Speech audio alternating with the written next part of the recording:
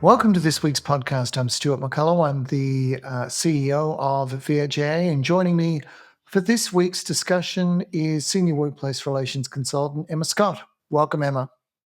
Thanks, Stuart. So for today we're discussing or continuing to just discuss our Nurses and Midwives implementation series for podcasts.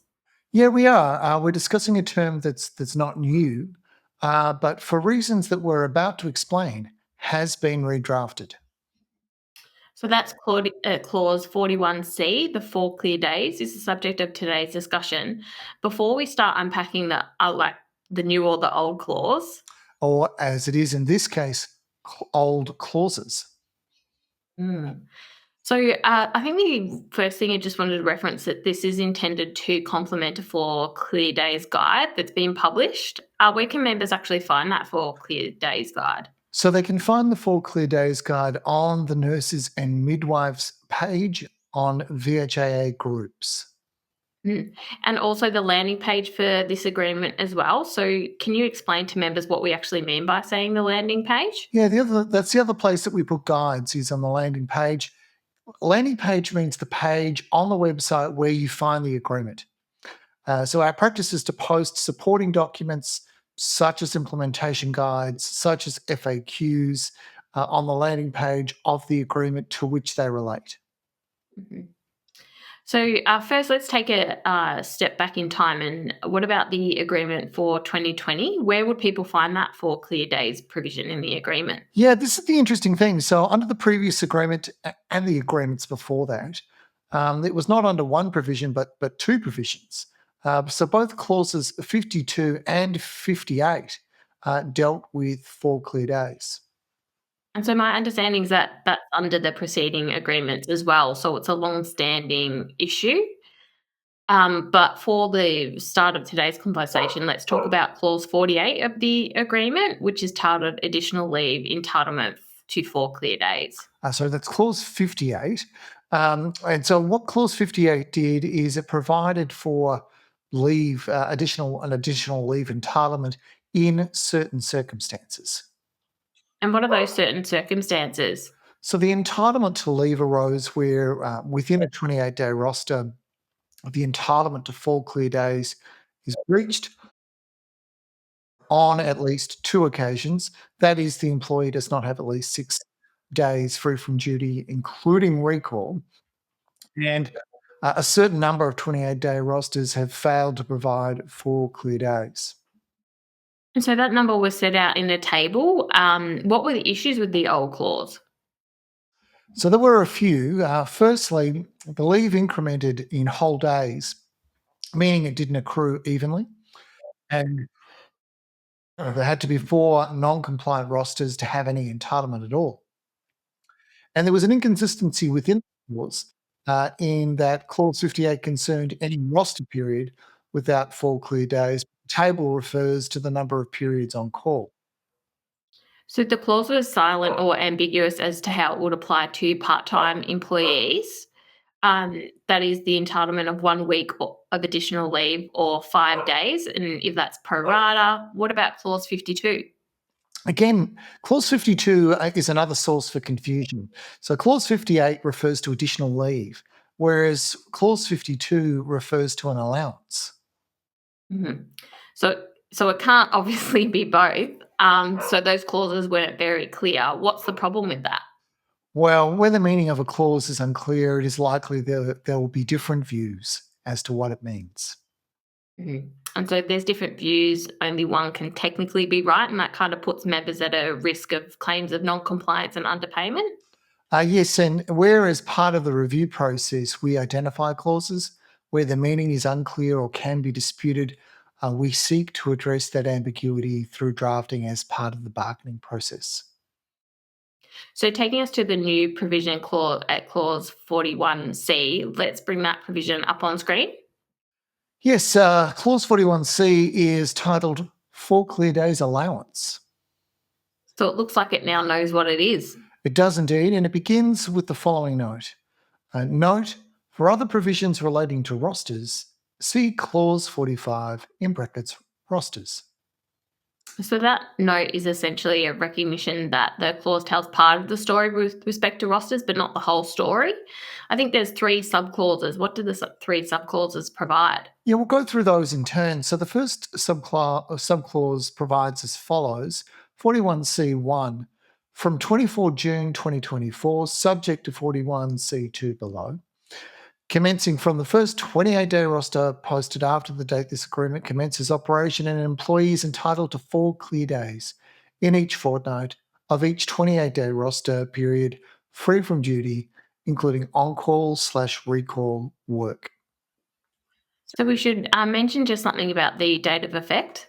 Yeah, there is a contradiction there, and it says that both the entitlement is from the first 28-day roster posted after the agreement comes into operation, and it also refers to a fixed date of the 24th of June 2024.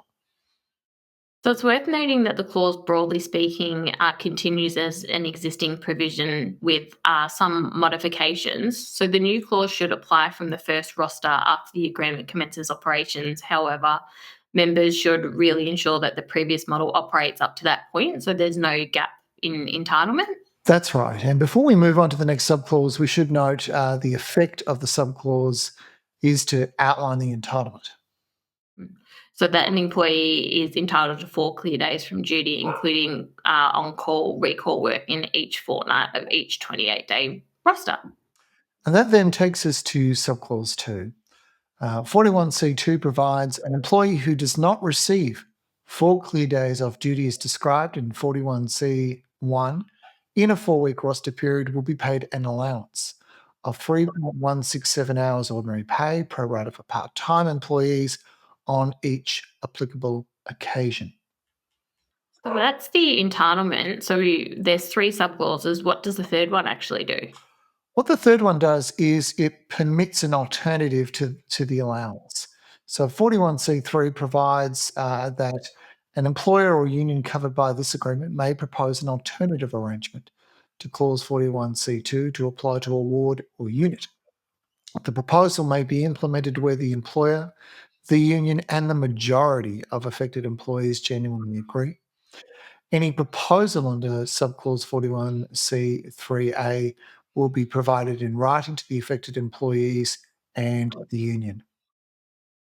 So before the written clause was actually developed, what was the process that we did?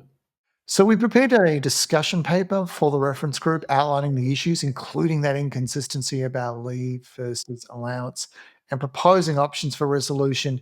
And the end result was a product of that consultation with the reference group. Mhm. So we started by noting the problem around the previous terms and where they were contradictory and hard to understand.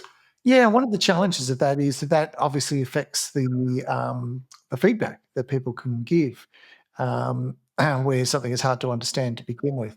So the primary reason for the rewrite was to provide clarification, and but in doing that, we've managed to do that successfully. But it's prompted a large number of queries as to how the clause operates.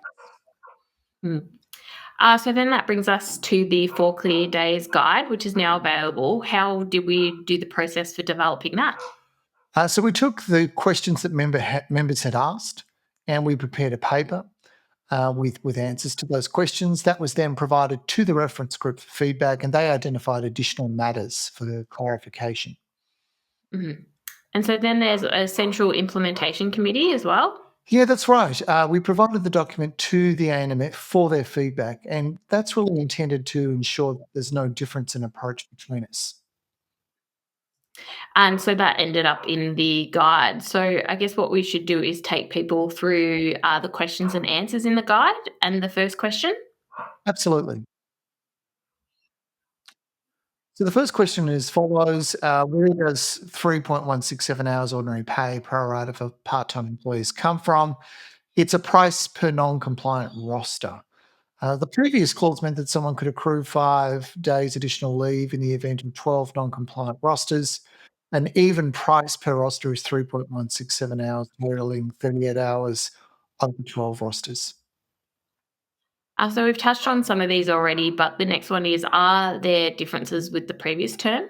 There are a small number of differences. The previous clause 58 incremented leave in whole days, meaning that there was no cost if the number of non-compliant rosters was 3 or fewer. That approach relies on manual intervention. A price per non-compliant roster at least has the potential to be automated. We have had feedback that members haven't gotten to that point as yet, but it's capable of being automated. Mhm. So we highlighted that the previous terms were inconsistent in that one referred to leave and the other an allowance. The new clause applies clearly as an allowance. Yes, if an employer has a ward unit that has been accruing leave, in terms of whether they have to change what the guide says, they don't, but it requires a majority of the affected employees and union to genuinely agree to an alternative arrangement such as leave. And any such proposal needs to be in writing and provided to those employees and the union. So the most common query has been what constitutes a clear day. So we're going to address the question that I guess we've received a lot. So is an ADO deemed a clear day? So the term clear day is not defined in the agreement or its predecessors, but we're mindful that the clause is related to both how work, or in the case of on-call readiness to work, is rostered and or alternatively worked. It's likely that an ADO is a clear day for the purposes of clause 41C.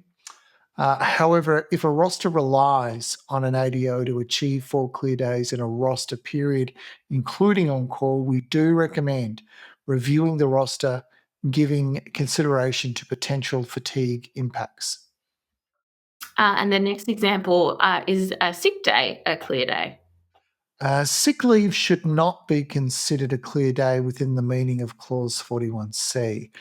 Specifically, the roster, including on call, has not been structured in a manner consistent with the obligation under the clause. And whilst the employee Or to the request. is entitled to not work when on sick leave, an employee is not entirely free of obligations to their employer, including the requirement to give notice of the absence and, in some circumstances, obtain evidence to support the absence. And these hours count towards their weekly total.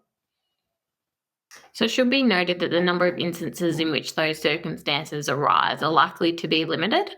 Yeah, and just coming back to that point, they are limited. And it should be noted that sick leave hours, and this is true of most leave, count towards an employee's hours of work.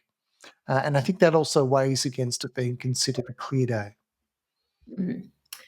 So the same observation could be made with respect to other types of leave. There are also some queries on those. So this is really also around assessment. Is it assessed at the end of each roster period?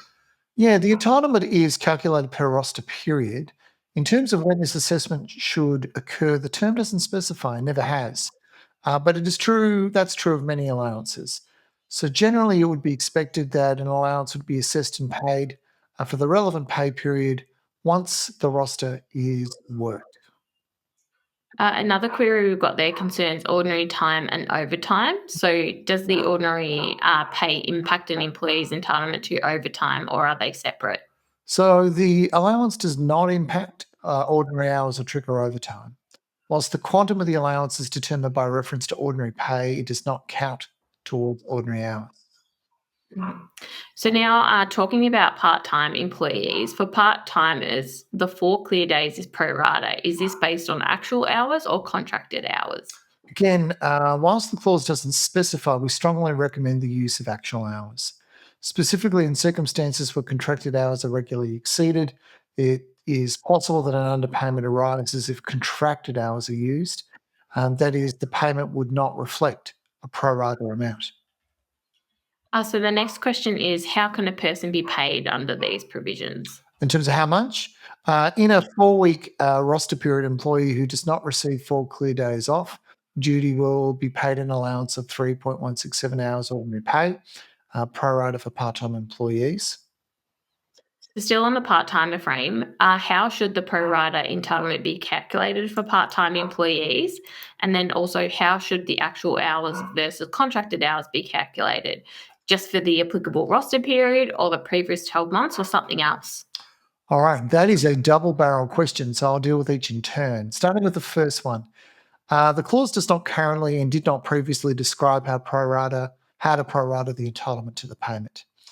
The intention is to reflect the proportion of the employee's EFT fraction to full time, and for some that will be the current contracted hours. But where the fraction varies because the employee works additional shifts, an average over 12 months will generally be the best way to determine the pro rata payment, excluding periods of unpaid leave, such as parental leave. So then a key question also is the entitlement determined by reference to what happened or what is rostered? In assessing the entitlement, consideration should be given to what happened. If that were not the case, it would be possible to circumvent the provision. That is, it's both, you would consider both the roster as it was posted, but how it ended up. Mhm. So the roster posted, including one without 4 clear days, that will be a reasonably reliable indicator as to what will happen. However, if the roster or rosters, including on call, if it was posted without 4 clear days and was amended to provide 4 clear days, the allowance is not payable. That is, the employee has received 4 days off. Mhm. However, where this is achieved only through the taking of leave on balance, we don't think the requirement of the terms are met and the allowance would be payable. Yes, the allowance would be payable. Mhm. Finally, I think it's worth noting that there's a provision that ideally people don't actually pay it at the organisation. Well, the purpose of the provision is to provide a disincentive to failing to provide 4 clear days. So really what it's trying to do, it's one of those terms where the agreement doesn't want you to have to pay it, it wants you to provide 4 clear days. And so really the emphasis should be where this entitlement is being triggered is to consider whether there are any options available to the organisation to reduce the number of circumstances that trigger the allowance or to eliminate the need for the payment altogether. That makes sense. Thank you for taking us through the provisions. Thank you, Emma.